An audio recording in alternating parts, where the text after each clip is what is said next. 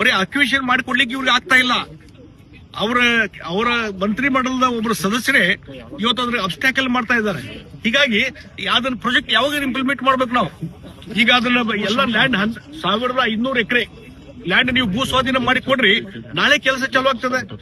ಮತ್ತೆ ಅವರಿಗೆ ಪದೇ ಪದೇ ನಾವು ಹಣ ಮಂಜೂರು ಮಾಡಬೇಕಾಗಿಲ್ಲ. ಆ ಪ್ರಾಜೆಕ್ಟ್ಗೆ ಈಗಾಗಲೇ ಮಂಜೂರಾಗಿದೆ, ಅದ್ ಖರ್ಚು ಮಾಡಬೇಕು. ನಾವೊಂದ್ಸಲ ನಿತಿನ್ ಗಡ್ಕರಿ ಕಡೆ ಹೋದಾಗ ಅವ್ರು ಹೇಳ್ತಾ ಇದ್ರು, ನಿಮ್ಮ ರಾಜ್ಯದಲ್ಲಿ ಇನ್ನೂ ನಾವು ಲಕ್ಷಾಂತರ ಕೋಟಿ ಹಣ ಕೊಡ್ಲಿಕ್ಕೆ ನಾವು ತಯಾರಿದ್ದೇವೆ, ಹೊಸ ಹೊಸ ರಸ್ತೆ ಮಾಡ್ಲಿಕ್ಕೆ ತಯಾರಿದ್ದೇವೆ.